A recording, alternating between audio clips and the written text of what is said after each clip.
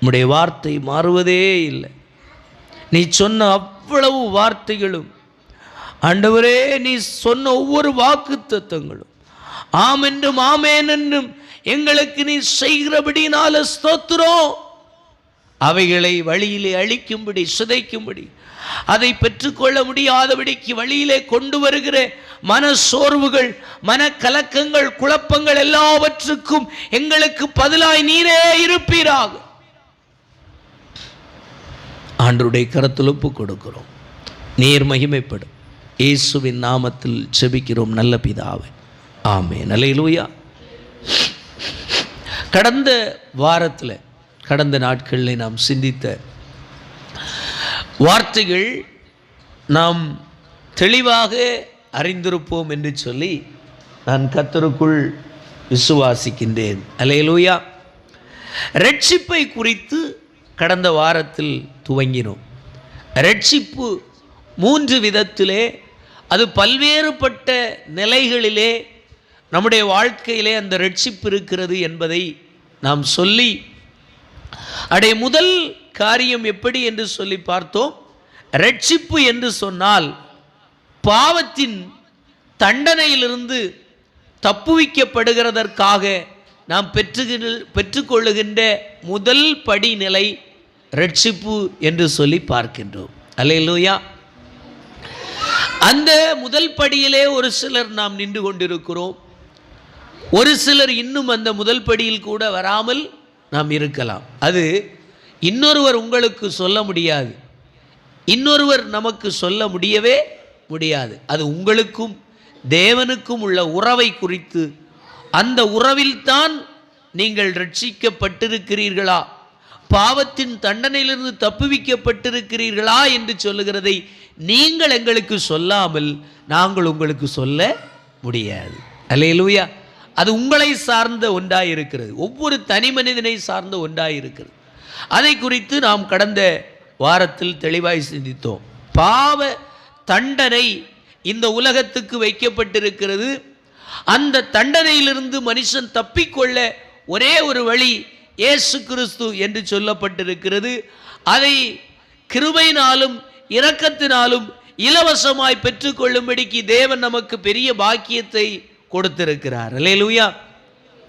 அப்ப அந்த பாவத்தின் தண்டனை எப்படியெல்லாம் இருக்கிறது, அந்த பாவத்தின் தண்டனையிலிருந்து விலகும்படிக்கு இன்றைக்கு நமக்கு கொடுக்கப்பட்டிருக்கிற வழிகள் என்ன என்று சொல்லி நாம் பார்த்தோம்.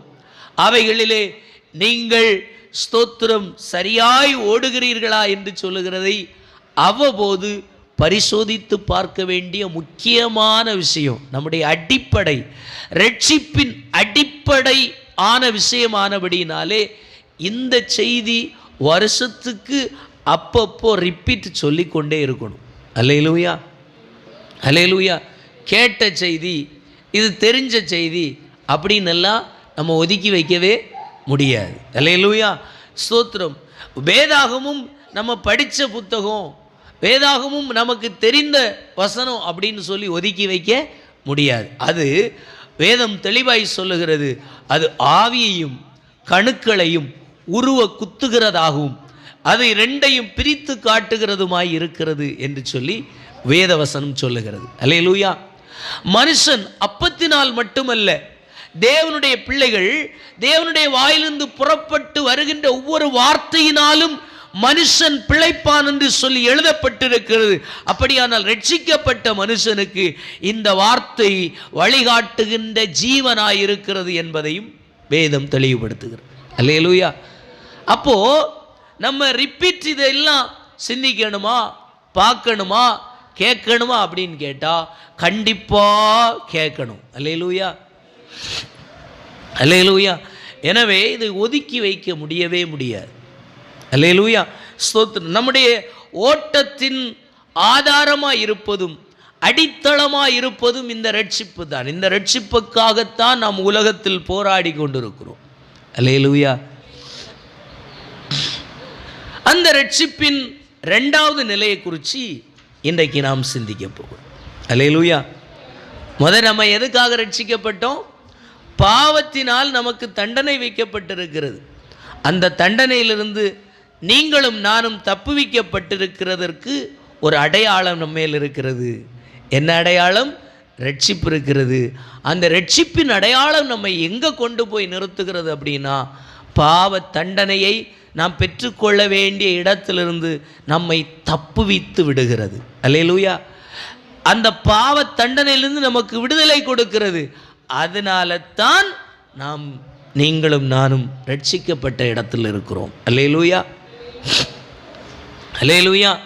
உலகம் எங்கே ஓடிக்கொண்டிருக்கிறது, அதனுடைய முடிவு என்ன என்பதை குறித்து நாம் பார்த்தோம். இன்றைக்கு இரண்டாவது ரட்சிப்பு ஒரு மனுஷனுக்கு அவசியமா? ஒரு தேவனுடைய பிள்ளையுடைய வாழ்க்கையில் பாவ தண்டனையிலிருந்து மட்டும் தப்புவிக்கப்பட்டால் போதுமா? அதுக்கு அடுத்த இரண்டாவது ரட்சிப்பின் நிலைக்குள்ளே மனுஷன் போக வேண்டுமா? அந்த இரண்டாவது ரட்சிப்பு மனிதனுடைய வாழ்க்கையிலே, தேவனுடைய பிள்ளைகளுடைய வாழ்க்கையிலே முக்கியமானதா என்று சொல்லுகிறதை குறித்து தான் இன்னைக்கு பார்க்க. அல்லேலூயா, அல்லேலூயா. முதல் விஷயம் என்னது? ஆங்கிலத்தில் சொன்னால் பெனாலிட்டி ஆஃப் சின், பாவத்தின் தண்டனையிலிருந்து தப்புவிக்க நமக்கு ரட்சிப்பு வேணும். ரெண்டாவது பவர் ஆஃப் சின், பாவத்தின் வல்லமை, பாவத்தின் பலத்திலிருந்து நமக்கு ஒரு விடுதலை தேவை இருக்கு. அல்லேலூயா. பாவ தண்டனையிலிருந்து தப்புறதற்கு நீங்களும் நானும் இயேசுவே எனக்கு போதும், இனி இந்த இயேசுவுக்காக என் வாழ்க்கையை ஒப்புக் கொடுக்கிறேன் என்று சொல்லுகின்ற ஒற்றை வார்த்தை, கர்த்தராகிய இயேசு கிறிஸ்துவை இருதயத்தில் விசுவாசித்து வாயினாலே அறிக்கை பண்ணுகின்ற ஒரே சென்டென்ஸ், ஒரே லைன், ப்ரொக்ளைமிங், ப்ரொஃபஸிங், ஆண்டவரை பார்த்து பேசுகின்ற ஒரு லைன் வார்த்தையில் ரட்சிப்பு நிறைவு பெற்று விடுகிறது. ஆனால் இரண்டாவது ரட்சிப்பு என்ன என்று சொல்லி நாம் பார்த்தோம் என்று சொன்னால், இந்த முதலாவது ரட்சிப்பை சுமந்து கொண்டிருக்கிற, முதலாவது ரட்சிப்பின் அடையாளத்தை யாரெல்லாம் சுமந்து கொண்டிருக்கிறார்களோ அவர்கள் இரண்டாவது ரட்சிப்புக்குள்ள பயணிக்க வேண்டிய கட்டாயம் இருக்கிறது. அல்லேலூயா. வசனம் நிறைய இடத்துல சொல்லுகிறது, முடிவு பரியந்தமும் நிலை நிற்பவனே ரட்சிக்கப்படுவான். அல்லேலூயா. ரட்சிப்பை துவங்கி முடிக்கிற இடம் என்று சொல்லுகின்ற ஒரு இடம் இருக்கிறது. அந்த துவங்குகிற இடமும் முடிக்கிற இடமும் வரைக்கும் இருக்கிற ஓட்டம், நம்ம ரட்சிக்கப்பட்டு விட்டோம் அப்படின்னு சொல்லி சர்டிபிகேட்டை வாங்கிட்டு ஓட முடியாது. அல்லேலூயா. நம்ம இஷ்டம் போல தெரிந்த வழியில வாழ்க்கை செய்ய முடியாது. அல்லேலூயா. அது இந்த உலகம் ஒருவேளை சொல்லலாம், அவன் கிறிஸ்தவன் அவ கிறிஸ்தவள்னு சொல்லலாம். ஆனால் தேவன் தன்னுடைய பிள்ளைகளை என்ன சொல்லுகிறார் அப்படின்னா, ஆராய்ந்து அறிந்திருக்கிறார். கடைசி நாளிலே தேவனுடைய சிங்காசனத்துக்கு முன்னாடி நிற்கும்போ அவருடையவர்களை அவர் தெளிவாக சாட்சியிட்டு சொல்லுவார், இவர்கள் என்னுடையவர்கள் அப்படிங்கிற ஒரு வார்த்தை சொல்லல அப்படின்னா நம்ம இன்னைக்கு சுமந்து கொண்டிருக்கிற ரட்சிப்பு வீணானது. அல்லேலூயா. இத்தனை உலகத்தில் கஷ்டப்பட்டு பிரயாசப்பட்டு ஆண்டவருக்காக வாழ்ந்தேன் என்று சொல்லுகிற அத்தனை விசுவாச வாழ்க்கையும் மொத்தமா க்ளோஸ் ஆகிரும் அவர் நம்மை மறுதலித்தால். அல்லேலூயா. அவர் நம்மை மறுத்து விட்டாரானால் நம்முடைய ரட்சிப்பு ஒரே வார்த்தையில் சீரோ என்று சொல்லுகிற இடத்தில் வந்துவிடும். அல்லேலூயா. அப்போ நீங்கள் இந்த இரண்டாவது ரட்சிப்பை தெளிவாய் மனுஷன், தேவனுடைய பிள்ளைகள் அறிந்திருக்க வேண்டும். அதை குறித்து தான் நம்ம பார்க்க போகிறோம். அல்லேலூயா. பாப்பமா, பாவத்தின் வலிமை எங்கே இருக்கிறது? அல்லேலூயா. பாவத்தின் தண்டனை சிங்காசனத்துக்கு முன்னாடி சிறியோரும் பெரியோரும், இந்த உலகத்தில் மரித்தோரும் மரிக்காதவர்களும் போய் நிற்க வேண்டிய ஒரு நாள் வரும். அங்கே தப்புவிக்கப்பட இயேசு கிறிஸ்துவை வாயினால் அறிக்கையிட்டு இருதயத்தில் ஏற்றுக்கொண்டா அங்கே அவர் நமக்காக அந்த பெரிய ஆபத்து தண்டனையிலிருந்து தப்பித்து விடுவார். அல்லேலூயா. ஆனா இரண்டாவது, ஒரு மனிதன் ரட்சிக்கப்பட்டால் மட்டும் போதாது. ரட்சிக்கப்பட்ட மனிதன் இரண்டாவது ஒரு ரட்சிக்கப்பட வேண்டிய இடத்துல வருகிறான். எங்கே என்று சொன்னால், பாவத்தின் வல்லமை எங்கே இருக்கிறதோ அந்த வல்லமையிலிருந்து நீங்களும் நான் ரட்சிக்கப்பட வேண்டும் என்று விரும்புகிறார். அல்லேலூயா. வாசிக்கலாம் 1 கொரிந்தியரின் புஸ்தகம். வேதாகமத்தை திருப்பிக் கொள்ளலாம். 1 கொரிந்தியரின் புஸ்தகம் 15வது அதிகாரம். 1 கொரிந்தியரின் புஸ்தகம் 15வது அதிகாரம் அதனுடைய 54 முதல் 57 வரைக்கும் உள்ள வார்த்தைகளை வாசிப்போம் என்று சொன்னால் ஒருவர் வாசிக்கலாம். அழிவுள்ளதாகி இது அழியாமையும்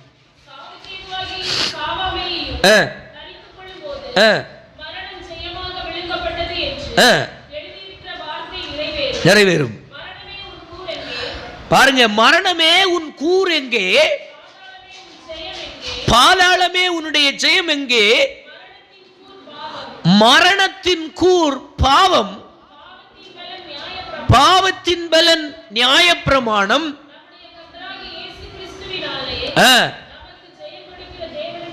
ஸ்தோத்திரம். அல்லேலூயா. இங்கே இந்த வசனம் சொல்லுகிற விஷயத்தை நீங்கள் புரிந்து கொள்ள வேண்டும். மரணமே உன் கூர் எங்கே என்று கேட்டுவிட்டு அவர் சொல்லுகின்றார், மரணத்தின் கூர் பாவம் அப்படின்னு சொல்றார். இந்த தமிழ் வார்த்தையினுடைய அர்த்தம் என்ன? அங்கே சொல்லப்பட்டிருக்கிற பயன்படுத்தப்பட்டிருக்கிற வார்த்தை கூர். கூர் என்று சொல்லுகிற வார்த்தையின் பதம் என்ன அப்படின்னா, அது முள். அது இன்னொரு வார்த்தையில் சொன்னா முள், குத்துகின்ற ஒன்று. அல்லேலூயா. வலிமை கொண்டது, வல்லமை கொண்டது. குத்துகிறதற்கோ இல்லை முள்ளு போல வலியை கொடுக்குகிறதற்கோ அது வல்லமை கொண்ட ஒன்று. இல்லைன்னா அதே வலியை கொடுக்கக்கூடிய சக்தி பலன் கொண்டது. அல்லேலூயா. அப்போ மரணத்தின் வல்லமை, மரணத்தின் வலி, மரணத்தின் அந்த பலன் எங்கே இருக்கிறது என்று சொல்லி அவர் சொல்லுகின்றார், பாவத்தில் இருக்கிறது. அல்லேலூயா. பாவம் எங்கே இருக்கிறது அப்படின்னு கேட்டா அதே வசனம் சொல்லுகிறது, பாவம் எங்கே இருக்கிறது? நியாயப்பிரமாணத்தில் இருக்கு. அல்லேலூயா. ஸ்தோத்திரம். தேவனுடைய பிள்ளைகளுக்கு ஆண்டவர் வார்த்தைகளை, கட்டளைகளை கொடுத்திருக்கிறார், நியாயப்பிரமாணங்களை கொடுத்திருக்கிறார். பிரமாணங்களை விட்டு மீறினால் பாவம். கர்த்தருடைய வார்த்தையை விட்டு வலது இடதுபுறம் நீங்களும் நானும் சாய்ந்தோம் என்று சொன்னால் அதுவே பாவம். அல்லேலூயா.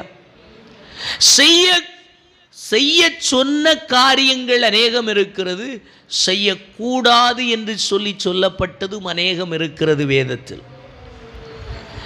செய்யக்கூடாததை செய்வதும் பாவம், செய்ய வேண்டியதை செய்யாம இருப்பதும் பாவம்.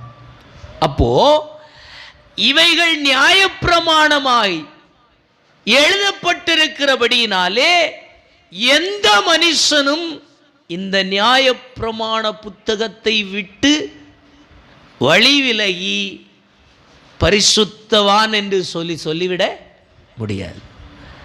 நம்மை பாவி என்று வரையறுக்கிறதே இந்த நியாயப்பிரமாணம் தான். அப்போ பாவத்தின் பலன் எங்கே இருக்கிறது? நியாயப்பிரமாணத்தில் இருக்கிறது. ஸ்தோத்திரம். அந்த பாவத்தின் பலன் நியாயப்பிரமாணத்தில் இருக்கிறதுனால இந்த நியாயப்பிரமாணம் நமக்கு என்ன கொடுக்கிறது அப்படின்னு கேட்டா மரணத்தை கொடுக்கிறது. அல்லேலூயா. சரீரத்தில் நாம் பார்க்கின்ற மரணத்தை இந்த உலகம் பெருசா பெரிதாக பார்த்து கொண்டிருக்கிறது. அதை குறித்து வேதம் சொல்லவில்லை. பாவம் செய்கிற ஆத்துமா சாகும் என்று சொல்லுகிறது. பாவம் செய்தவங்க யாராவது சாகுறாங்களா? இல்லை. அப்போ இந்த உலகம் பார்க்கின்ற சரீர மரணத்தை வேதம் சொல்லவில்லை. மாறாக உயிரோடு வாழ்ந்து கொண்டிருக்கிற மனுஷன் தேவன் சொல்லி இருக்கிற நியாயப்பிரமாண புத்தகத்தில் உள்ளவைகளை விட்டு வழி விலகி இஷ்டம் போன போக்கில் மனதுக்கு தோன்றினபடி செய்து அந்த வழியிலே பயணிக்கிற ஒவ்வொரு மனிதனும் நியாயப்பிரமாணம் அவனை வரையறுக்கிறது, அவன் பாவி என்று சொல்லி. அல்லேலூயா. அப்போ அந்த பாவி என்று சொல்லுகிற வார்த்தை ஒரு மனிதனுக்குள்ளே இருக்குமானால் அவனுக்குள்ளே என்ன இருக்கிறது? பாவத்தினால் மரணம் அவனுக்குள்ள இருக்கிறது.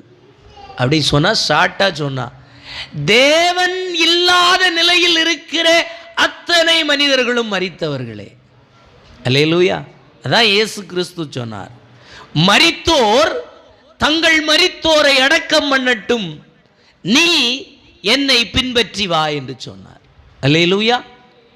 இயேசு கிறிஸ்து சொன்ன வார்த்தையை நன்றாய் கவனிப்பீர்கள் என்று சொன்னால், மரித்தோர் தங்கள் மரித்தோரை அடக்கம் பண்ணட்டும் என்று சொன்ன வார்த்தையின் பதம், மரித்தவன் எப்படி உயிரோடு இருக்கிற மரித்தவர்களை எப்படி அடக்கம் பண்ண முடியும்? வாய்ப்பே இல்லை. அப்படின்னா பாவத்தில் இருக்கிறவன், பாவத்தில் வாழ்ந்து பாவத்திலே மரித்து போய் கிடக்கிறவன் அடக்கம் பண்ற வேலையெல்லாம் சூப்பரா செய்யட்டும்.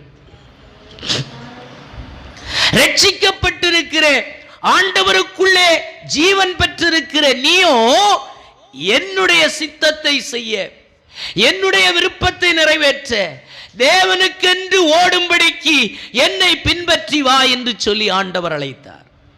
அல்லேலூயா. இப்ப இங்கே வசனமும் என்ன சொல்லுகிறது? மரணத்தின் கூர் எங்கே இருக்கிறது? பாவத்தில் இருக்கிறது. மரணத்தின் வலி, மரணத்தின் முள், மரணத்தின் வல்லமை, மரணத்தின் அந்த சக்தி எங்கே இருக்கிறது? மரணத்தில் இருக்கிறது. அல்லேலூயா. அந்த மரணம் எங்கே நமக்குள்ளே வருகிறது என்று சொன்னால், பாவம் செய்கின்ற இடத்தில் நமக்குள்ளே அந்த மரணம் தொற்றிக் கொள்ளுகிறது. சரீர மரணத்தை அல்ல, மறுபடியும் சொல்லுகின்றேன், சரீரத்தில் எல்லாரும் தூக்கிட்டு போய் கல்லறையில் அடக்கம் பண்ணுகிற அந்த மரணத்தை சொல்லவில்லை.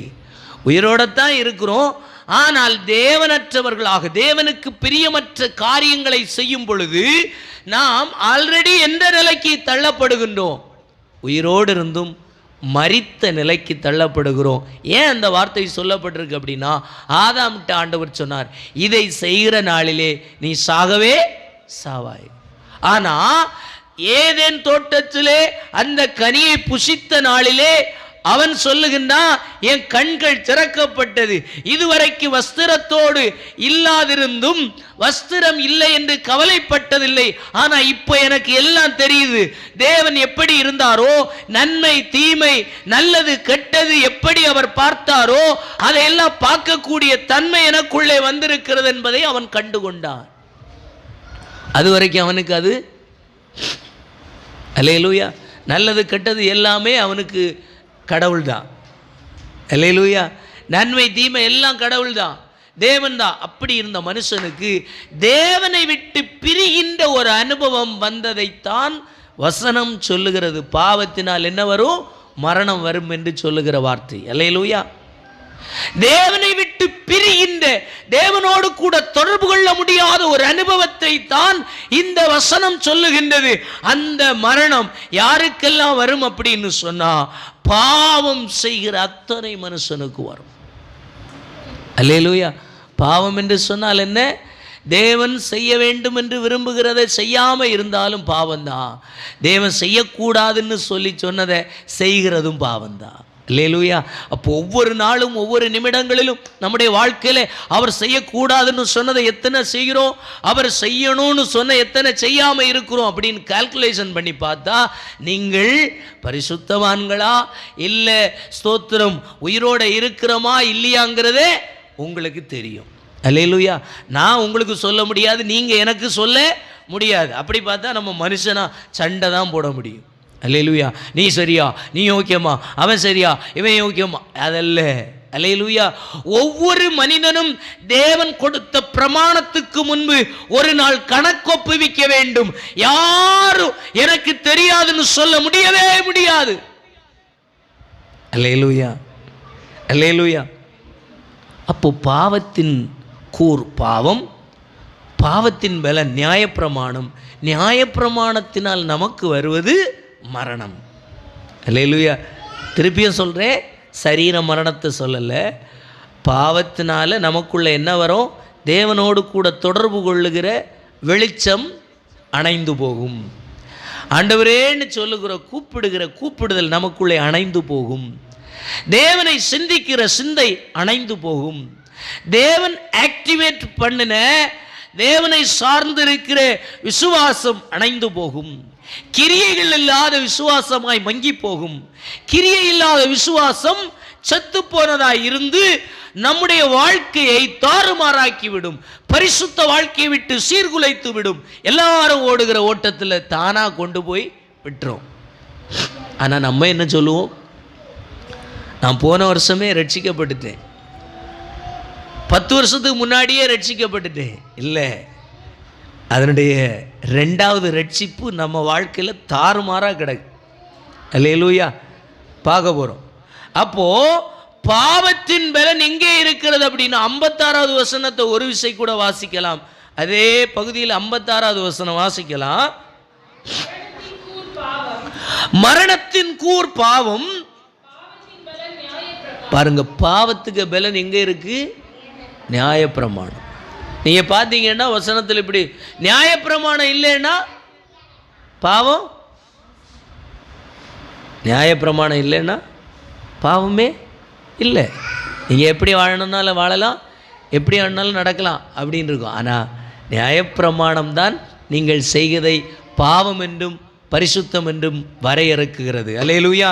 அப்போது நியாயப்பிரமாணம், இதை நம்ம இன்னும் சிம்பிளாக புரிஞ்சுக்கொள்வோன்னா, இந்த உலகத்தில் சட்டம் இருக்கிற சட்ட புத்தகம் இருக்குது. ஒவ்வொரு நாட்டுக்கும் நாடு சட்டம்தான் அந்த நாட்டை நிர்வாகம் பண்ணுகிறது.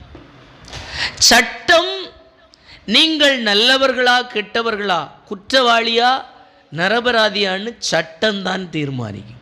அல்லேலூயா. சட்டம் இல்லை என்று சொன்னால் நம்ம எப்படி ஆனாலும் வாழலாம், எப்படி ஆனாலும் வாழ்ந்துட்டு தான் இருக்கிறோம். ஆனால் நீங்கள் சட்டத்துக்கு உட்பட்டவர்களாக தான் அந்த உலகத்தில் வாழ முடியும். அல்லேலூயா, அல்லேலூயா. ஒன்றை வாங்க வேண்டுமானாலும், விற்க வேண்டுமானாலும், ஒன்றை பெற்றுக்கொள்ள வேண்டுமானாலும், இல்லை இன்னொரு ஆளுக்கு கொடுக்க வேண்டுமானாலும் நீங்கள் சட்டத்தின்படி தான் கொடுக்க முடியும், வாங்க முடியும். அல்லேலூயா. அதை மீறி நீங்கள் வாங்கினாலோ கொடுத்தாலோ அது என்னது? சட்டப்படி குற்றமாக கருதப்படும். அல்லேலூயா. சட்டம் நம்மை குற்றவாளியாய் பிடிக்கிறது போல தேவன் கொடுத்த நியாயப்பிரமாணம் நம்மை எப்படியாய் மாற்றுகிறது? பாவியாக மாற்றுகிறது. சிம்பிளா புரிஞ்சுதா? இப்போ ரெண்டும் ஒன்று தான். உலகம் நிர்வாகம் பண்ணுகின்ற விஷயத்தில் சட்டத்தை வைத்து சட்டத்தின்படி உங்களை சட்டத்துக்குட்பட்டவர்களாய் நடத்துகிறது. தேவனோ தன்னுடைய வார்த்தைகளை அனுப்பி கட்டளைகளை பிரமாணங்களை கொடுத்து அவர் பரிசுத்தம் பாவி, பாவி பரிசுத்தவான் என்று சொல்லுகின்ற 2 கேட்டகரியில வழி நடத்துகிறது. அல்லேலூயா. அப்போ பாவியும் பரிசுத்தவானும் என்று சொல்லுகிற ஒரு வார்த்தை எங்கே ஆரம்பிக்கிறது அப்படின்னா, அவர் நியாயப்பிரமாணம் கொடுத்ததுனால தான் அதனுடைய பலனே வெளிப்படுகிறது. அல்லேலூயா. அப்போ நியாயப்பிரமாணம் நம்ம கையில் கொடுக்கப்பட்டிருக்கு. இந்த நியாயப்பிரமாணம் கொடுத்திருக்கிறதின்படி எல்லாம் நம்ம வாழ்கிறோமா அப்படின்னு கேட்டால், நம்ம மனசாட்சியே நமக்கு மார்க்கு போடாது. அல்லேலூயா. அடுத்தவங்களை விட்டுருங்க, நம்ம மனசாட்சியே நமக்கு மார்க்கு போடாது. ஏன்னா இதில் சொல்லப்பட்டிருக்கிற விஷயங்கள் செய்கிறது அப்படின்னா லகுவானதே இல்லை. அதனால தான் கட்டளைகளினாலும் பிரமாணங்களினாலும் நியாய பிரமாணங்களினாலும் மனுஷனால செய்ய முடியாத, மனுஷனால பரிசுத்தத்துக்கு வர முடியாத, மனுஷனுக்கு தேவனை சேர்ந்து கொள்ள முடியாத கடினமான ஒன்றாய் இருந்ததினால இந்த நியாயப்பிரமாணத்தின் அந்த நுகத்தடியை உடைத்து எளிதாக தேவனிடத்தில் சேரக்கூடிய பாக்கியத்தை தேவனே ஏற்படுத்தும்படிக்கு அவருடைய சொந்த குமாரனாம் இயேசு கிறிஸ்துவை இந்த உலகத்திற்கு ஆண்டவர் அனுப்பினார். எதுக்காக அப்படின்னா, அவரை பெற்றுக்கிட்டு ரட்சிக்கப்பட்ட பிறகு ஆண்டவருடைய நான் ஏற்றுக்கொண்டேன், எனக்கு ஆண்டவர் கார் தந்தார், பங்களா தந்தார், சுகத்தை தந்தார், பலத்தை தந்தார், நான் தேவையோடு இருந்தேன், தேவைகளை எல்லாம் சந்தித்தார் என்று சொல்லுகிற இந்த சாட்சிக்காக ஆண்டவர் ஏற்படுத்திய ரட்சிப்பல்ல இந்த ரட்சிப்பு. அல்லேலூயா. இந்த உலகத்திற்கும் இனி வரப்போகிற பின்வரும் அந்த நித்திய வாழ்வுக்கும் நேராக நம்மை நடத்துகின்ற அசாதாரணமான, அசாத்தியமான, நித்தியமான, நிலைவரமான வாழ்வுக்கு நேரே நம்மை உன்னதமானவர்களாய், அவருக்கு ஒப்பானவர்களாய் மாற்றக்கூடிய நித்திய பலன் கொண்ட ஒரு ரட்சிப்பை கிருபையினால நம்ம மேல ஆண்டவர் ஊற்றி இருக்கிறார். அல்லேலூயா. இலவசமா கிருபையா கேட்ட உடனே கிடைச்ச அளவிற்கு நாம் எல்லாத்தையும் பெற்று கொண்டு விட்டு நாம் ஓடிக்கொண்டிருக்கிற ஓட்டத்தை பாருங்க, எப்படி ஓடிக்கொண்டிருக்கிறோம் அப்படின்னா, பாவத்திலேயே இயேசு கிறிஸ்துவை ஏற்றுக்கொண்டு பாவத்திலேயே வாழ்ந்து கொண்டிருக்கிறோம். அல்லேலூயா. பாவம் செய்யவில்லை என்று சொன்னால், வசனம் தெளிவாய் சொல்லு, என்னிலே பாவம் இல்லை என்று சொன்னால் நம்மை நாமே வஞ்சிக்கிறவர்களாய் இருக்கிறோம் என்று வேதம் தெளிவாய் சொல்லுகிறது. அது ஏன் அப்படின்னா, அதுதான் உங்களாலே என்னாலே நியாயப்பிரமாணம் சொல்லி இருக்கிற ஒன்றையும் கடைபிடிக்க முடியாது. ஒன்றை கடைபிடிச்சா இன்னொன்று பிரச்சனை, இன்னொன்று கடைபிடிச்சா இன்னொன்று இடிக்கும். ஒன்றுக்குள்ள ஒன்று நமக்கு அதை செய்தெடுக்க முடியாதபடிக்கு பல நெருக்கடிக்குள்ளே தள்ளப்பட்டிருக்கிறோம் மனுஷர்களாகி நீங்களும் நானும். அல்லேலூயா. அப்படி இருந்த நம்முடைய முடியவே முடியாத அந்த பாவத்தின் பலனை எளிதாய் ஜெயிக்கக்கூடிய ஒரு பாக்கியத்தை அவரே ஏற்படுத்தி கொடுத்தார். அவர் ஏற்படுத்தி கொடுத்தது தான் நமக்கு மிக பிரதானமான ஒன்று. அல்லேலூயா. அடுத்து வாசிக்கலாம். ரோமரின் புஸ்தகம் 7வது அதிகாரத்தை திருப்பிக் கொள்ளுங்க. இந்த பாவம் இன்னும் எப்படியெல்லாம் பலனா இருக்கு அப்படின்னு நம்ம பார்த்தோம் அப்படின்னா, 7வது அதிகாரம் 5வது வசனத்திலேருந்து 25வது வசனம் வரைக்கும் நீங்கள் பார்த்தீங்கன்னா நிறைய காரியம் சொல்லுகிறது. அந்த வார்த்தைகள் எல்லாம் நம்ம படித்தா நேரம் பத்தாது. 5வது வசனத்தை மட்டும் வாசிக்கலாம். நம் மாம்சத்திற்கு உட்பட்டிருந்த காலத்தில் நியாயப்பிரமாணத்திலே தோன்றிய பாவங்களை மரணத்துக்கு ஏதுவான கனிகளை கொடுக்கத்தக்கதாக நம்முடைய அவயவங்களிலே அந்த நியாயப்பிரமாணத்தினால் வந்த பாவங்கள் நமக்குள்ளே என்ன செய்ததாம்? அழகாக சொல்லுகின்றார், அது பலன் செய்கிறது. அல்லேலூயா. இப்ப ஜெபிக்கிறோம், பரிசுத்த ஆவியின் அபிஷேகத்தை பெற்றுக்கிட்டோம், பரிசுத்த ஆவியினால் நடத்தப்பட்டு கொண்டிருக்கிறோம். நம்மளாலே நியாயப்பிரமாணத்தை செய்ய முடியுதா? நியாயப்பிரமாணத்தை நிறைவேற்ற முடிகிறதா? 5வது வசனம் அதான் அவர் அழகா சொல்றாரு. நாம் மாம்சத்துக்குட்பட்டிருந்த காலத்தில் நியாயப்பிரமாணத்தினாலே தோன்றிய பாவ இச்சைகள் மரணத்துக்கு ஏதுவான கனிகளை கொடுக்கத்தக்கதாக நம்முடைய அவயங்களிலே பலன் செய்தது. அதே போல இன்றும் அது பலன் செய்து கொண்டிருக்கிறது. அல்லேலூயா, அல்லேலூயா. அடுத்த வசனம் எல்லாம் பார்த்தீங்கன்னா அதான் சொல்லுது. இப்பொழுதோ நாம் பழமையான எழுத்தின்படி அல்ல, புதுமையான ஆவியின்படி ஊழியம் செய்யத்தக்கதா நம்மை கட்டியிருந்த நியாயப்பிரமாணத்துக்கு நாம் மரித்தவர்களாகி எதினின்றி விடுதலையாக்கப்பட்டிருக்கிறோம். ஆனால் விடுதலை ஆனாலும் ஆவியினால் விடுதலை ஆனாலும் அந்த நியாயப்பிரமாணத்துக்கு ஒத்த வாழ்க்கை வாழ முடிகிறதா அப்படின்னு கேட்டா சந்தேகம்தான். அல்லேலூயா. ஏன்னா அதே வசனத்தில் அவர் சொல்லி சொல்லி கடைசியில் வந்து சொல்லி முடிக்கிறார். நீங்க 20வது வசனத்தை வாசிக்கலாம்.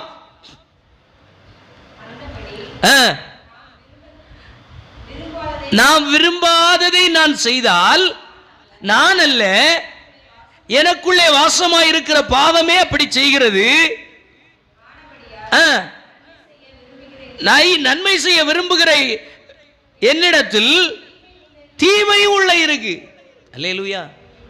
நன்மை செய்யணும்னு விரும்புகிற விருப்பம் எனக்கு இருக்கு. ஆண்டவரை ஏற்றுக்கொண்டே, ஆண்டவருடைய கிருபைகளை பெற்றுக்கொண்டே, ஆண்டவருடைய அபிஷேகத்தை பெற்றுக்கொண்டே ஆண்டவருக்காக ஓடுகிறேன் என்று சொல்லுகிற விருப்பம் எல்லாம் இருக்கு. அந்த ஓட்டத்தை தான் நான் பிரியப்படுறேன். ஆனா அந்த பிரியப்பட்டாலும் அதை செய்ய விரும்புகிற இடத்துல வரும்போ எனக்குள்ள இன்னொரு பிரச்சனை இருக்கு. நன்மைக்கு ஏதுவாக தீமையும் எனக்குள்ள தான் இருக்கு. அல்லேலூயா சொல்லுங்களேன். அல்லேலூயா சொல்லுங்களேன். 23வது வசனத்தை வாசிக்கலாம்.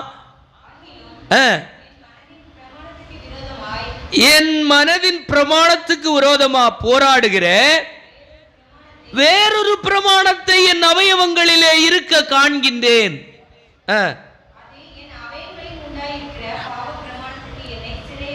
அல்லேலூயா சொல்லுங்களேன். சத்தமா சொல்லுங்களேன். அல்லேலூயா. அது என் அவயவங்களில் உண்டாயிருக்கிற பாவ பிரமாணத்துக்கு என்னை சிறையாக்கி கொள்ளுகிறது. அல்லேலூயா. யார?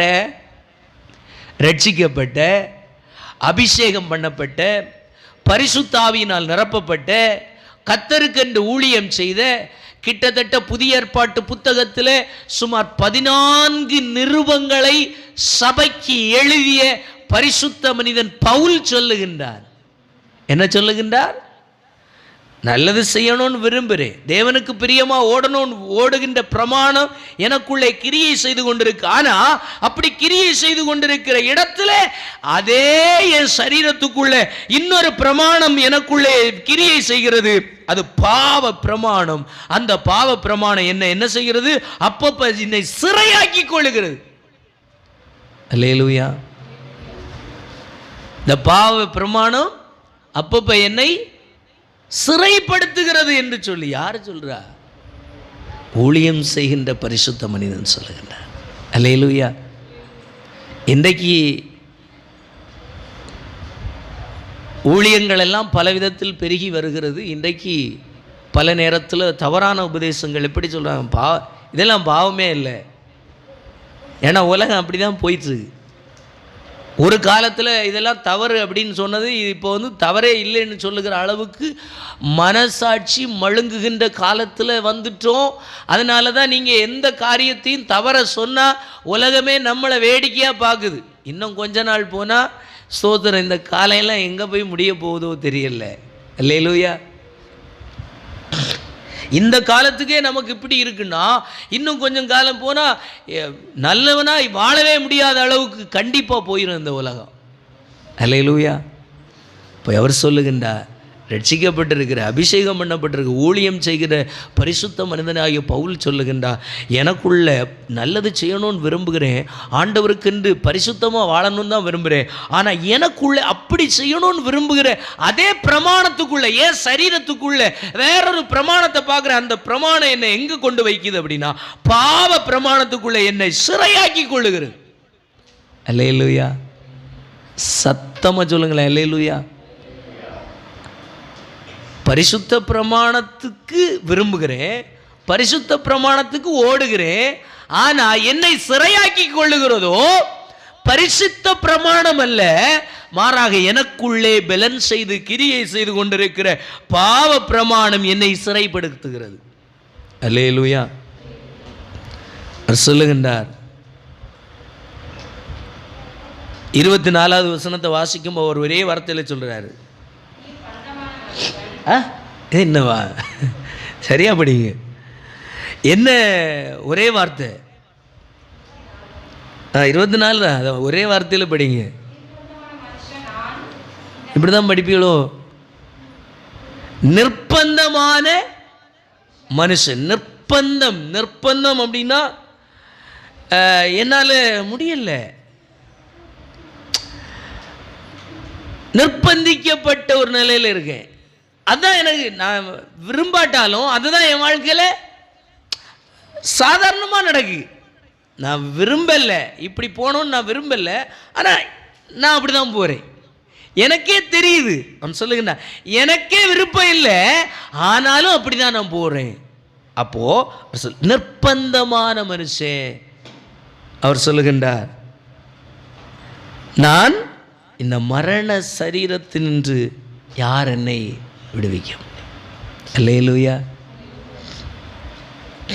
அவர் அந்த வார்த்தையை சொல்றார், இந்த மரண சரீரத்திலிருந்து யார் என்னை விடுவிக்க முடியும்? உலகம் சொல்ற இந்த மரணத்தை சொல்லலை, மூக்கில் பஞ்சு வைக்கிற இந்த மரணத்தை சொல்லலை. அவர் சொல்றார், இந்த அளவிற்கு என்னை நிர்பந்திக்கின்ற, சிறையாக்கி கொள்ளுகின்ற அந்த மரண பிரமாணத்திற்கு, பாவ பிரமாணத்திற்கு சிறையாக்கி கொள்ளுகின்ற அந்த அனுபவம் எனக்குள்ளே பெரிய பிரச்சனையா இருக்கு. இதிலிருந்து என்னை யார் விடுவிக்க முடியும் அப்படின்னு கேட்கிறார். யாரு? உங்களை போல என்ன போல இல்லை, பெரிய ஊழியத்தை செய்ய பரிசுத்த பவுல் சொல்லுகின்றார். அவனுக்கே அந்த போராட்டம்னா நம்ம எல்லாம் இன்னைக்கு எந்த பாடுபட்டு இருக்கிறோம். நமக்கு போராட்டம் இருக்குது, போராட்டம் இருக்குது, போராட்டம் இருக்குன்னா போராட்டம் இருக்குக்காக தான் நம்ம ஓடிக்கிட்டு இருக்கிறோம். அல்லேலூயா. அதுக்கென்று தான் அழைக்கப்பட்டிருக்கிறோம். இந்த உலகம் அதனுடைய வேலையை நமக்குள்ளே திணிக்கிறது. ஆனால் ஆண்டவரோ அது இல்லாத ஒரு பரிசுத்தத்துக்கு நேரே நம்மை அழைக்கிறார். ரெண்டுக்கு நடுவில் மாட்டிக்கிட்டு, முட்டி சந்தியில் மாட்டிக்கிட்டு, இங்கே போகிறதா அங்கே போகிறதா, இப்படி இருக்கிறதா அப்படி இருக்கிறதா, இதை பார்க்குறதா அதை பார்க்குறதா, இதை செய்கிறதா அதை செய்கிறதா, இதுக்கு கீழ்ப்படுகிறதா அதுக்கு கீழ்ப்படுகிறதா சொல்லுகிற குழப்பத்திலே நின்று ஓடிக்கொண்டிருக்கிறோம். அல்லேலூயா.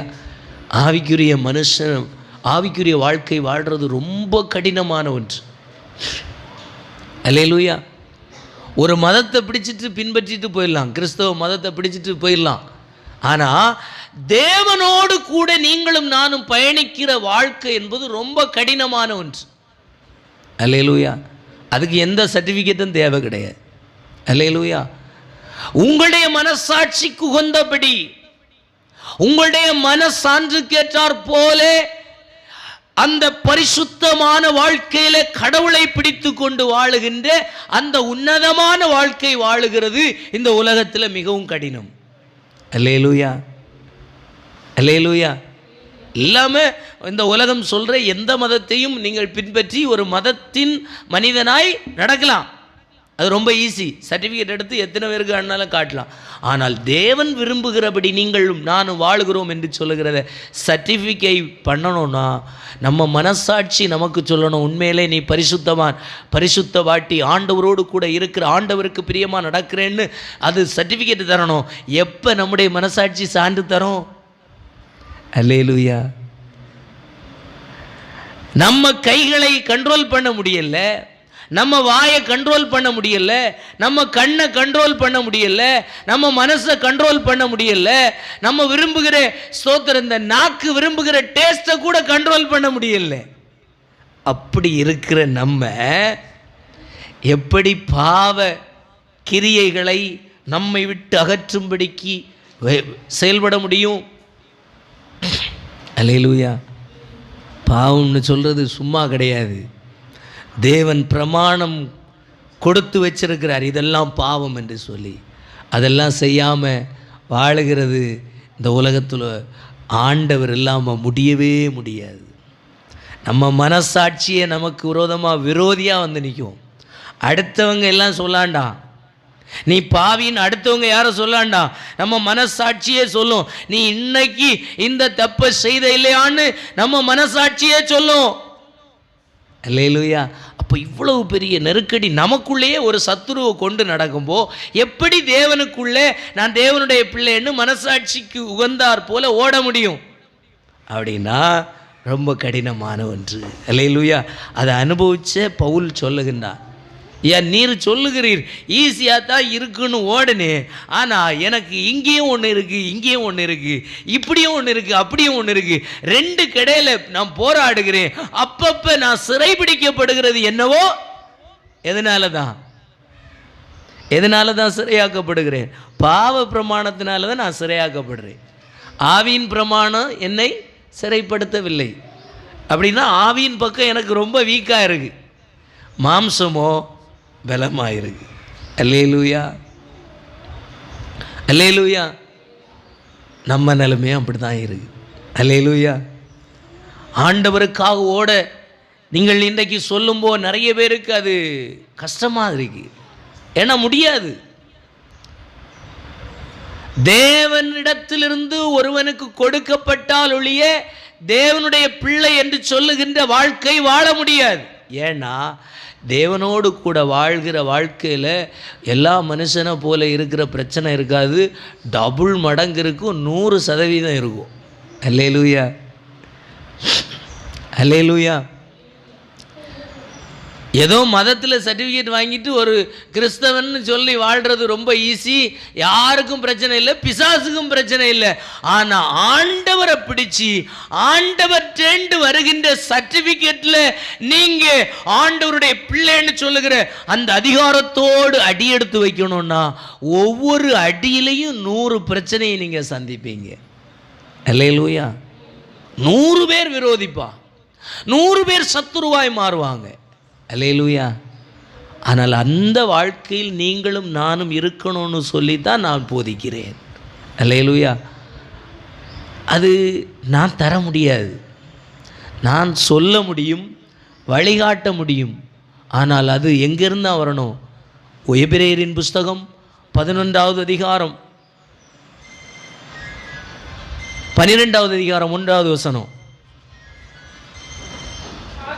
ஆகையால் இத்தனை திரளான சாட்சிகள் நம்மை சூழ்ந்து கொண்டிருக்க தள்ளிவிட்டு, கவனிங்க, விசுவாச வாழ்க்கையை துவங்குகிறவரும் அந்த விசுவாச வாழ்க்கையை முடிக்கிறவருமாயிருக்கிற இயேசுவை நோக்கி நமக்கு நியமித்திருக்கிற, எனக்கு நியமித்திருக்கிற ஓட்டத்தில் பொறுமையோடு ஓட மட்டும்தான் சொல்லியிருக்கு. அப்போது துவக்கிறது யார் தான்? இயேசு. முடிக்கிறதும் யார் தான்? இயேசு. கூட வர்றதும் இயேசு தான். இவர் இல்லைன்னா இந்த விசுவாச வாழ்க்கையில் ஓட முடியாது. ஏன்னா நம்ம மனசாட்சி அப்பப்போ வந்து சொல்லும், நீ இதை செய்த இல்லை, இது செய்தது தப்பு தானே அப்படின்னு சொல்லும். அந்த சொல்லுகின்ற நேரத்தில் நீங்களும் நானும் தைரியமாக அதையும் எதிர்த்து பேசணுன்னா ஆண்டவருடைய பலன், பரிசுத்த ஆவியானுடைய துணை, இயேசு கிறிஸ்துவனுடைய அங்கீகாரம் இல்லைன்னா நம்மளால் நிற்க முடியாது. அல்லேலூயா. அப்போ பாவத்தின் பலன் எங்கே இருக்குது? நியாயப்பிரமாணத்தில் இருக்குது. நியாயப்பிரமாணத்தில் இருக்கிறதுனால நம்ம எல்லாம் பரிசுத்தவான்னு சொல்லவே, அல்லேலூயா, நம்ம மனசாட்சியை ஒத்துக்கிடாது. அல்லேலூயா. சரி, அடுத்து வாசிக்கலாம். இந்த ஸ்தோத்திரம் பாவத்தினால மனுஷனுக்கு என்ன வைக்கப்பட்டிருக்கு அப்படின்னு சொன்னால் நம்ம கடந்த வாரத்தில் அதுதான் தெளிவாக பார்த்தோம். ஆனால் ஸ்தோத்திரம் சில காரியத்தை கூட அதோடு கூட நம்ம அறிந்து கொள்ள வேண்டும். யோபு சொல்லுகிறார் 24வது அதிகாரம் அப்படியே 19வது வசனம், பாவம் செய்கிற மனுஷனுக்கு என்ன நடக்கும் அப்படின்னு சொல்கிறது அவர் சொல்லுகின்றார். வாசிக்கலாம். யோபு 24:19.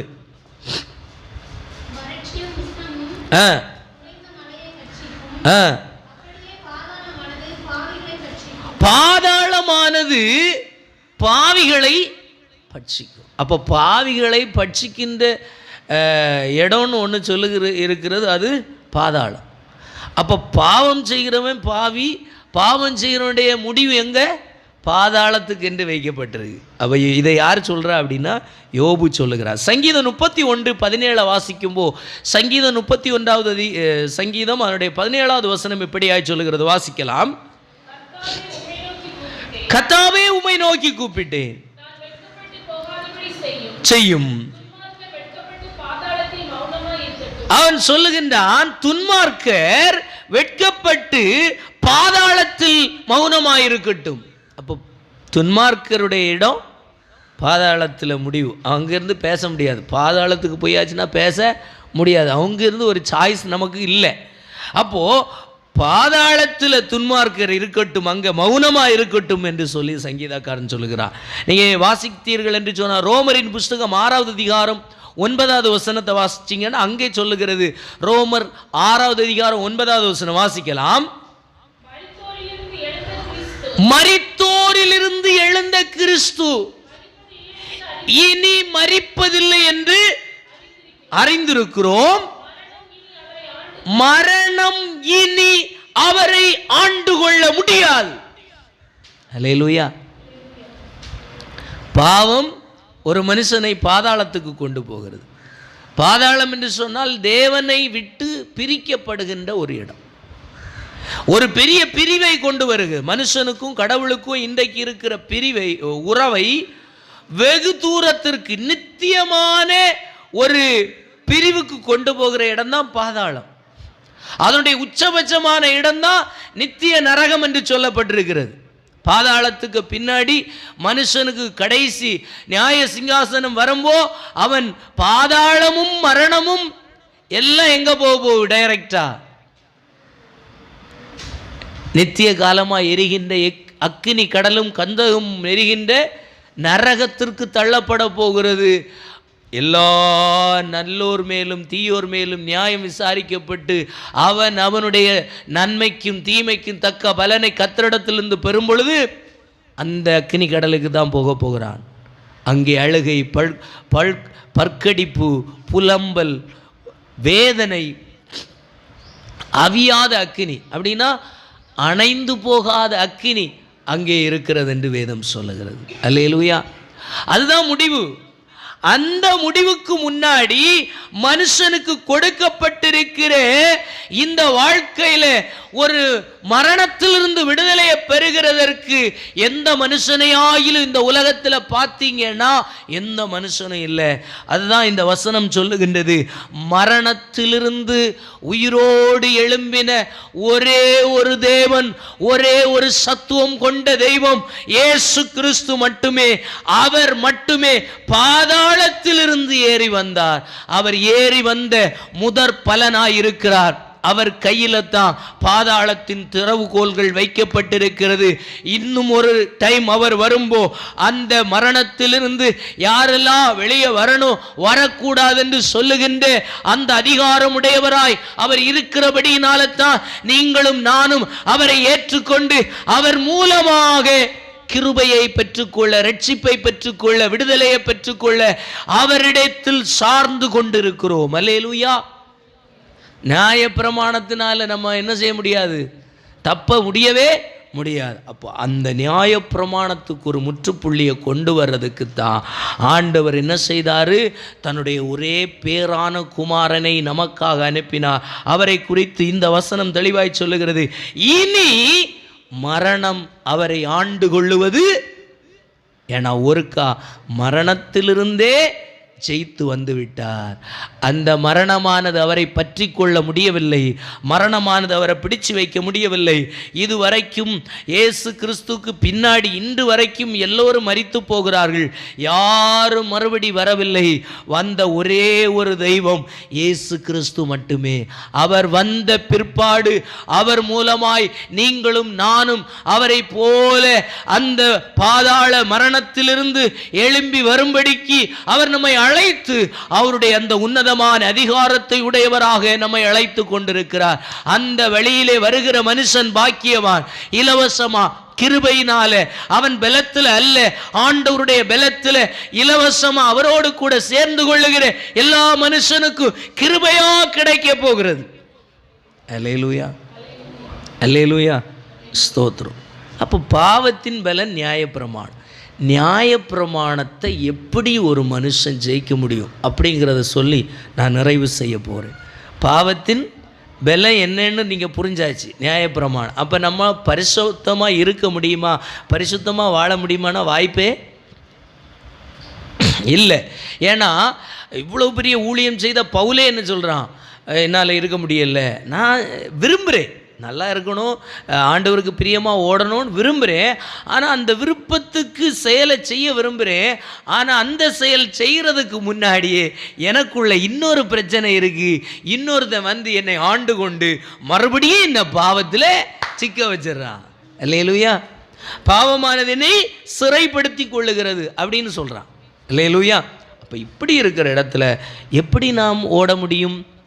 எப்படி இதை ஜெயிக்க முடியும்? இதை ஜெயிக்கக்கூடிய வல்லமை எங்கே இருக்குது? நம்ம என்ன செய்கிறது அப்படின்னு சொன்னால், நம்ம வாசித்தோம் அப்படின்னு சொன்னால் ஒரே ஒரு விஷயத்தினால மட்டும்தான் நம்ம இதை ஜெயிக்க முடியும். பிலிப்பியரின் புஸ்தகம் 2வது அதிகாரத்தில் திருப்பிக் கொள்ளுங்க. பிலிப்பியரின் புஸ்தகம் 2வது அதிகாரம் அப்படியே 7-8 வசனத்தை வாசிக்கலாம். தம்மை தாமே வெறுமையாக்கி அடிமையின் ரூபம் எடுத்து மனுஷ சாயலானார். அவர் மனுஷனை போல ரூபமுடையவராயிருந்தும் அவர் மரண பரியந்தம், அதாவது கொஞ்ச நஞ்ச இல்ல, மரணத்தின் சிலுவை பரியந்தம் தன்னை தானே தாழ்த்தி தேவனுடைய சித்தத்திற்கு என்று தன்னை தாழ்த்தினார். அடுத்த வசனம் சொல்லலாம். ஆதலால், அப்படி அவர் தன்னை தாழ்த்தினதினால் தேவன் எல்லாவற்றுக்கு மேலாக அவரை உயர்த்தி, 11வது வசனம் வாசிக்கலாம், பிதாவாகிய தேவனுக்கு மகிமை உண்டாகத்தக்கதாக இயேசு கிறிஸ்துவை கர்த்தர் என்றும் உலகத்தில் உள்ள எல்லா நாவுகளும் அறிக்கையிடத்தக்கதாக, எல்லா நாமம் என்று சொன்னால் எல்லா பெயருக்கும் மேலாக அவருடைய பெயரை தேவன் உயர்த்தினார். அல்லேலூயா.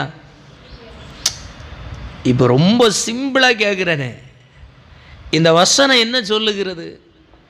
இயேசு எப்படி ஜெயித்தார் அப்படின்னு சொன்னா, தன்னை மரண பரியந்தம், அதாவது சிலுவையிலே தான் கடைசி சொட்டு இரத்தத்தை சிந்தி மரிக்கிறது வரைக்கும் தன்னை வெறுமையாய் தாழ்த்தினார்.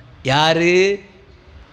பிதாவாகிய தேவனுடைய ஒரே பேரானவருடைய குமாரனை சிலுவையில் அறையப்படும் பொழுது அவர் கையில் தேவன் என்று சொல்லுகிற அதிகாரம் இருக்கிறது, வல்லமை இருக்கிறது, பலன் இருக்கிறது, சத்துவம் இருக்கிறது.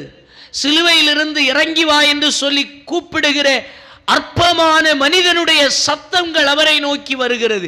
எல்லாம் வந்த பொழுதும் அவர் தன்னை தேவனுடைய குமாரன் என்று சொல்லி நிரூபிக்க தன்னுடைய அதிகாரத்தையோ வல்லமையோ பலத்தையோ வெளிப்படுத்த துணியாமல் தேவ சித்தத்திற்கென்று தன்னை தாழ்த்தி ஒப்பு கொடுத்தார். வசனம் சொல்லுகிறது, தன்னை வெறுமையாக்கி தன்னை தாழ்த்தினார். அல்லேலூயா. தேவ சித்தம் நிறைவேறட்டும் என்று சொல்லி வெறுமையா நின்னார். அதிகாரம் இருக்கு, நல்லா புரிஞ்சுக்கிடணும். கையில் அதிகாரம் இருக்கு. இந்த சிலுவையில் மரிக்க வேண்டிய அவசியம் இல்லை அப்படின்னு சொல்லி அவர் நினைச்சிருந்தா முடியும். லேகியோனுக்கு சமானமான தூதர்களை இமைப்பொழுது அவர் கூப்பிட்டா இறக்கி இருக்க முடியும். ஆனால் அவருடைய விருப்பம் என்ன அப்படின்னா, தேவன் மகிமைப்பட வேண்டும் என்று சொல்லி மௌனம் காத்தார். அல்லேலூயா. உலக மனுஷனா அவரை பார்த்தா, தேவனுடைய குமாரன் எதுக்காக மரிக்கணும், அவர் எதுக்காக மரிக்கணும் அப்படின்னு. ஆனால் மரிப்பது அவருடைய சித்தம் அல்ல, தன்னை அனுப்பின பிதாவின் சித்தத்தை நிறைவேற்றுவதே அவருடைய பிரதானமான நோக்கம். இந்த உலகத்தில் ஆதாம் முதல் இயேசு கிறிஸ்து வரைக்கும் தேவனுடைய சித்தத்திற்கென்று ஒப்பு கொடுத்த மனிதன் அல்ல. அதற்கு பிற்பாடும் அநேகர் பிறக்கிறார்கள், பெரிய ஜாம்பவான்கள் எல்லாம் ஆகிறார்கள். ஆனால் பிதாவின் சித்தம், தேவனுடைய சித்தம் நிறைவேற இதுவரைக்கும் ஒருவனும் தன்னை தாழ்த்தினதில்லை. தாழ்த்தாதனால தன்னுடைய ஒரே அதிகாரம் படைத்த குமாரனை ஒப்பு கொடுத்தார். சிலுவையில் ஒப்பு கொடுக்கும்போ ஆண்டவர் இவர் எப்படி என்னுடைய சித்தத்தை நிறைவேற்றுகிறார் என்று சொல்லி கண்ணோக்கமாய் நோக்கி கொண்டிருக்கிறார். ஆனால் உலகம் அற்பமா, நாசில சுவாசம் கேரண்டி இல்லாத மனுஷன் அவரை பார்த்து அந்த நேரத்தில் சொல்கிறாங்க, நீ தேவனுடைய குமாரன் என்று சொன்னால் உன்னை ரட்சித்து கொள்ளும் ஐயா, என்னையும் ரட்சித்து கொள்ளும். சிலுவையிலிருந்து இறங்கி வா, தேவனுடைய குமாரன் என்று சொன்னார், தூதர்களை கூப்பிடும், தூதர்கள் வருவார்கள். இப்படியெல்லாம் ஏளனம் செய்யும் பொழுதும் தன்னுடைய அதிகாரத்தை பயன்படுத்தாமல் தேவ சித்தத்திற்காக தன்னுடைய எல்லா அதிகாரங்களையும் கையை கட்டி வெறுமையாக்கி நிற்கின்ற ஒரு அனுபவம் இருக்கு இல்லையா? அந்த அனுபவம் தான் பாவத்தை ஜெயிக்கிற அனுபவம். யாருக்கு இருக்கு? இன்னைக்கு ஊழியம் செய்கிற எங்களுக்குள்ளே இருக்கா? இல்லை ஆண்டவருக்காக அபிஷேகம் பண்ணப்பட்டு விட்டு கிருபை வரங்கள் எல்லாம் எனக்கு இருக்கு, பரிசுத்தாவியின் வல்லமை எல்லாம் பெற்றுக்கிட்டேன், அதனால எனக்கு இருக்கா? அல்லேலூயா. தேவ சித்தம் என்ன என்பதை அறிந்து சில நேரம் நம்மை மரண வழிகளிலே ஒப்பு கொடுக்கும்போ அந்த மரண வழிகளிலேயும் நம்மளால் போக முடியுமா? தேவன் என்னை அனுப்பினார்னு போக முடியுமா? அல்லேலூயா. விசுவாசிகளின் தந்தை என்று சொல்லி ஆபிரகாமை சொல்லுகின்றோம். ஆபிரகாமிட்ட ஆண்டவர் ஏன் இந்த வார்த்தை வந்துச்சு அப்படின்னு சொன்னால், விசுவாசிகளின் தந்தை என்று ஏன் சொல்லப்பட்டது அப்படின்னு சொன்னால், விசுவாசிகளின் தந்தை ஆகிய ஆபிரகாமை பார்த்து ஆண்டவர் கேட்ட ஒரே வார்த்தை, உனக்கு இருக்கிற ஒரே சுதனாகிய ஒரே பிள்ளையாகிய ஈசாக்கை நான் காமிக்கும் மோரியா தேசத்தில் போய் மோரியா மலையில் பலி செலுத்து. அல்லேலூயா, அல்லேலூயா. நம்ம என்ன சொல்லுவோம்? இது ஆவியானவரெல்லாம் சொல்லலை, தேவனெல்லாம் சொல்லலை, இது எனக்கு பிசாசு சொல்லிட்டு அப்படின்னு சொல்லுவோம். அல்லேலூயா, அல்லேலூயா. தேவ சித்தம் இந்த உலகத்தில் மரணமே வந்தாலும் அதனால நமக்கு தோல்வியே இல்லை. இந்த உலகம் நமக்கு முத்திரை குத்தலாம், ரோம சாம்ராஜ்யம் முத்திரை குத்திச்சு, இயேசு கிறிஸ்து மரித்து போனார் என்று. இயேசு கிறிஸ்து மரித்து போனாரு, இனி யாராவது இவருடைய சரீரத்தை எடுத்துக்கொண்டுட்டு உலகத்தில் ஏதாவது இவரை உயிர்த்தெழ வச்சுட்டோன்னு சொல்லிடுவாங்கன்னு ரோம சாம்ராஜ்யத்தின் படை வீரர்களை கொண்டு காவல் போட்டார்கள். ஆனால் காவல் போட்ட காவலையும் தாண்டி ஆண்டவர் தம்முடைய தூதனை அனுப்பி 3வது நாள் அவர் சொன்னது போலவே கல்லறை திறக்க காவலர் நடுங்கிட தேவன் தம்முடைய ஒரே பேரான குமாரனை உயிரோடு எழுப்பி தன்னிடத்தில் எடுத்துக்கொண்டார். அல்லேலூயா, அல்லேலூயா. நீங்களும் நானும் இந்த சூழ்நிலைமைக்கெல்லாம் விட்டால் நம்ம என்ன சொல்லுவோம்? நம்ம சில ஸ்ட்ராட்டஜி வச்சுருக்கோம். இது தேவன். அல்லேலூயா. உண்மைதானா? ஆண்டவரை அறிந்து கொண்டோம், ஆண்டவரை பிடித்து கொண்டோம், அபிஷேகம் பண்ணப்பட்டோம், ஆவியினால் நடத்தப்படுகிறோம். அப்போ நமக்கு ஒரு கேட்டகரி வருது, நான் தேவனுடைய பிள்ளை. அப்போ நம்ம எப்படி யோசிக்கிறோம் அப்படின்னு சொன்னால், இனி நமக்கு தாழ்மையே வரக்கூடாதுன்னு சொல்லி யோசிக்கிறோம். அல்லேலூயா. ஏழ்மையே வந்துடக்கூடாதுன்னு நினைக்கிறோம், கஷ்டமே வந்துடக்கூடாதுன்னு நினைக்கிறோம், பிரச்சனையே வந்துடக்கூடாதுன்னு நினைக்கிறோம். எப்படி? தேவனை சுமந்து தேவனுடைய சமூகத்திலே தேவ சித்தத்துக்காக ஓடுகிறேன் என்று சொல்லி இயேசுவை பிடித்து இயேசுவை உடையவனாய் மாறிவிட்டேன் என்று சொல்லிவிட்டு திருப்பி எப்படி ஓடுறோம்? பிசாசும் உலக சித்தத்தின்படி, நான் என்ன போல யாரும் இல்லை, எனக்கு தெரியாதா, நான் ஆண்டவரை பிடித்திருக்கிறேன், எனக்கு இதெல்லாம் வரக்கூடாது, எனக்கு இது இப்படியெல்லாம் சம்பவிக்க கூடாது என்று சொல்லுகின்ற உலகத்தின் ஆசாபாசங்கள் சகலத்தையும் கொஞ்சமாயிலும் பிசகி போகாமல் இருக்க இயேசு கிறிஸ்துவை பிடித்து கொண்டு இன்றைக்கு உலகம் ஓடிக்கொண்டிருக்கிறது. ஆனால் உண்மை என்ன அப்படின்னா, இயேசு கிறிஸ்துவை நோக்கி பாருங்கள். அவர் பிதாவாகிய தேவன் மரணத்திற்கு தன்னை ஒப்பு கொடுத்த நேரத்திலையும் சந்தோஷமா ஏற்றுக்கொண்டார். தன் கையிலே அதிகாரம் இருந்தும் அதிகாரத்தை பயன்படுத்தவில்லை. இறங்கி வர பலன் இருந்தும் இறங்கி வர அவர் விருப்பப்படவில்லை. காரணம், அவர் சொல்லுகின்றார், இது பிதாவின் சித்தமானால் இது எனக்கு ஒரு ஸ்தோத்திர மரணம் எனக்கு ஒரு பெரிய விஷயம் அல்ல. அல்லேலூயா. பிதாவின் சித்தம் நான் இந்த பாத்திரத்தில் பங்கெடுக்க வேண்டும் என்று சொன்னார். இந்த பாத்திரம் எனக்கு மரணமே ஆனாலும் அதை நான் சந்தோஷமாய் கடப்பேன் என்று சொல்லுகின்ற தாழ்மை மனசுல அவர் வந்தது. அல்லேலூயா. பாவத்தை தாழ்மையிலால தான் ஜெயிக்க முடியும் என்பதை இந்த உலகத்துக்கு சுட்டி காண்பித்த ஒரே ஒரு தெய்வம் இயேசு கிறிஸ்து. ஏன் இயேசு கிறிஸ்துவை பிடிக்க ஓடுகிறோம்? அவருக்குள் இருந்த தாழ்மையை பாருங்கள். பிசாசோடு பிரச்சனைகளோடு நீங்கள் உங்கள் மாமிச பலத்தில் போராடுகிறதற்காக அழைக்கப்படவில்லை. தேவ சித்தம் என்னதென்று அறிந்து தேவனோடு கூட ஓட நீங்களும் நானும் அழைக்கப்பட்டிருக்கிறோம். அல்லேலூயா, அல்லேலூயா. அதைத்தான் இயேசு செய்தார். உலகத்தின் பார்வையில் இயேசு தோற்று போனவர்தான், மரித்து போனவர்தான். ஆனால் வசனம் சொல்லுகின்றது, ரோமர் 6:9 நம்ம படித்தோம், இனி மரணம் அவரை ஆண்டு கொள்ள முடியவே. அல்லேலூயா. இன்று வரைக்கும் பாதாளத்தின் வாசலை திறந்து வந்த ஒரே தெய்வம் இயேசு மட்டுமே. பாதத்துள்ள இறங்கி ஏறி வந்தது ஒருவர் மட்டுமே. அல்லேலூயா. பிலிப்பியரின் புஸ்தகம் 9:13 சொல்லுகிறது, மேலான நாமத்தை அவர் கொடுத்தார். பிலிப்பியர் 12:13 வசனத்தை வாசிக்கலாம், முடிக்க போகிறேன். இந்த வசனம் என்ன சொல்லுகிறது? பிலிப்பியர் அதே 2வது அதிகாரம் 12வது வசனமும் 13வது வசனமும். ஆதலால் எனக்கு பிரியமானவர்களே, நீங்கள் எப்பொழுதும் சொல்லுங்க, கீழ்ப்படுகிறபடியே. நான் உங்களுக்கு சமீபமாக இருக்கும்போ, தூரமாக இருக்கும்போ,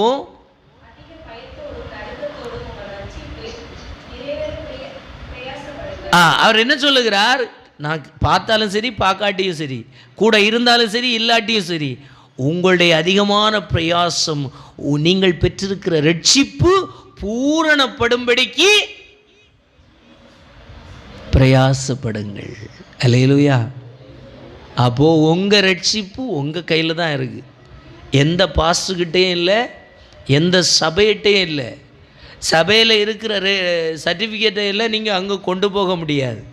அல்லேலூயா, அல்லேலூயா. அப்போ நீங்களும் நானும் ரட்சிக்கப்படுகிறதற்கு ஒரே வழி, அந்த ரட்சிப்பை நிறைவேறுகிறதற்கு ஆண்டவரை பிடித்து அந்த ஆண்டவர் விரும்புகிற சித்தத்தில் நீங்களும் நானும் நின்றோமானால், இந்த உலகம் நம்மை அவமானப்படுத்தலாம், துன்பப்படுத்தலாம், உபத்திரவப்படுத்தலாம்.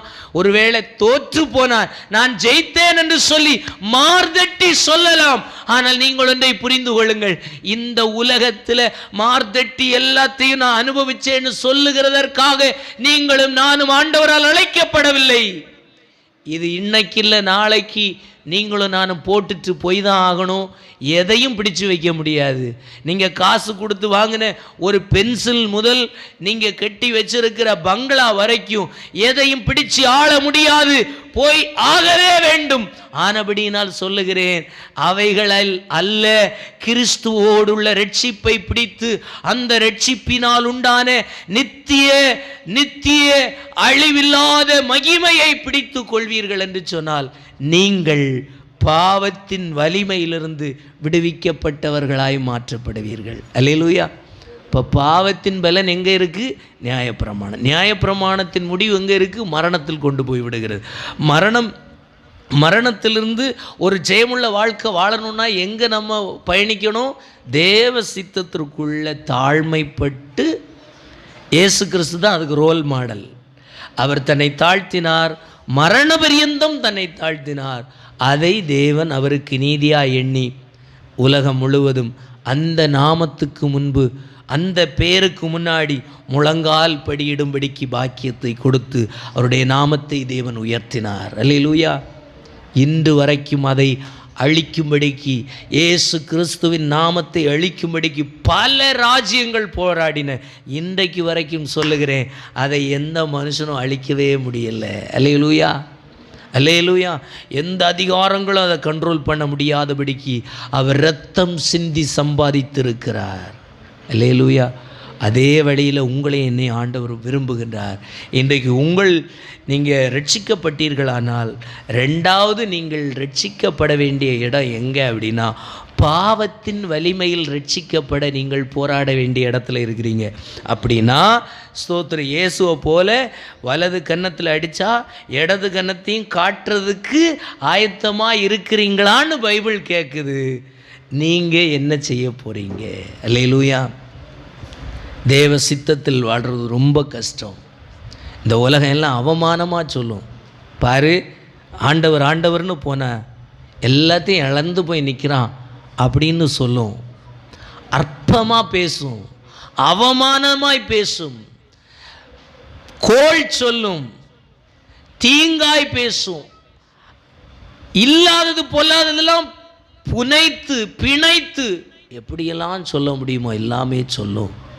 அவைகளின் நடுவிலையும் ஆண்டவரை பிடிச்சி இதை சுமக்க ஆண்டவர் என்ன அழைச்சிருக்கிறாரு, என் வாழ்வு இதுக்கு தகுதி இல்லாமல் இருந்துச்சு, ஆனாலும் என்னை கொண்டு வந்திருக்கிறார் அப்படின்னு சொன்னால் அந்த ஆண்டவர் எனக்கு பெருசுன்னு சொல்லி மரணமே வந்தாலும் அது வரைக்கும் நீங்களும் நானும் தேவ சித்தத்தில் நிற்போமானால் அதுதான் நம்முடைய பாவத்தின் பலத்தின் மேலே எடுக்கிற ஒரு பெரிய ரட்சிப்பு.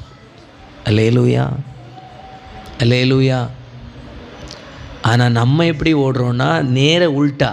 இன்றைக்கி சபைகள், ஊழியங்கள், ஊழியக்காரர்கள் எல்லாம் எப்படி ஓடுறாங்கன்னா, ஆண்டவரை ஏற்றுக்கொண்டால் எனக்கு பிரச்சனையே வரக்கூடாது, வியாதியே வரக்கூடாது, போராட்டமே இருக்கக்கூடாதுன்னு நினைக்கிறோம்.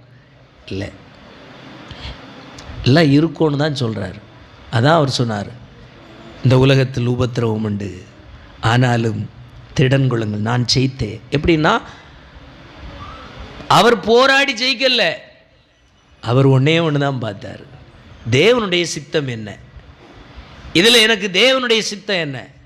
மௌனமாக நில்லுனா மௌனமாக நின்னார். அந்த சிலுவை பாடுகளெல்லாம் ரொம்ப கொடூரமானது, அதில் கூட அவர் மௌனமாக நின்னார்னா அதைத்தான் ஆண்டவர் வெற்றியாய் பார்த்தார். என் பிள்ளை உலகத்துக்கு முன்பு தோற்றவனாக இருக்கலாம், எனக்காக வைராக்கியம் பாராட்டின என் பிள்ளை உலகத்துக்கு முன்பு, மனுஷனுக்கு முன்பு, சபைக்கு முன்பு, சங்கத்துக்கு முன்பு, அதிகாரங்களுக்கு முன்பு, இந்த உலகம் பார்க்கின்ற எல்லா மேன்மையான மனிதர்களுக்கு முன்பு தோற்றது போல இருக்கலாம். ஆனால் ஆண்டவர் பார்க்கிறதோ, என்னுடைய பிள்ளை தோற்று போய் நிற்கிற இடம் எந்த ஒரு காரணத்துக்காகவும் அல்ல, நியாயத்துக்காக அல்ல, என்னுடைய சித்தத்தை நிறைவேற்றும்படி, என்னுடைய பிரியத்தை வெளிப்படுத்தும்படிக்கு, எனக்காக வைராக்கியம் பாராட்டும்படிக்கு இன்றைக்கு தோற்று போய் நிற்கிறான் என்று சொல்லுகிற, நிற்கிறாள் என்று சொல்லுகிற இடத்துல உங்களையும் என்னையும் பார்க்கும்படிக்கு அவர் விரும்புகின்றார். அங்கே தான் நாம் பாவத்தின் பலத்தை மேற்கொள்ளுகிறோம். அல்லேலூயா. செபிப்போமா. ஆண்டவரே, நாங்கள் கேட்ட வார்த்தைகள் ஒவ்வொன்றுக்காக உம்முடைய சமூகத்தில் நினைக்கிறோம். அந்த தேவனுக்கு ஏற்ற வழியில் என்னை நான் நடத்த உம்முடைய நல்ல ஆவியானவர் எனக்கு உதவி செய்யணும். அந்த வழியில் என்னால் நடக்க முடியாது, என் பலத்தில் நடக்க முடியாது, என் சித்தத்தில் நடக்க முடியாது, என் புத்தி அறிவில் எல்லாம் நடக்க முடியாது. ஆண்டவரே, உம்முடைய சித்தம் இன்னதென்று அறியாமல் இருக்கிற எங்களுடைய பலவீனமான இந்த சரீரத்தில் நடக்க முடியாது.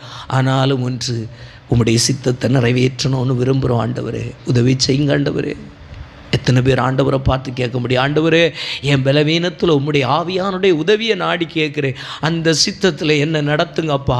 இயேசு கிறிஸ்துவை உம்முடைய ஆவியானவர் தாமே உம்முடைய பரிசுத்த நோக்கத்தில், ஆண்டவரே தேவனுடைய சித்தத்தில் நடத்தினீரே, அந்த நல்ல ஆவியானவரை நடத்தணுமே. உம்முடைய கரத்தில் ஒப்பு கொடுக்குறோம்ப்பா.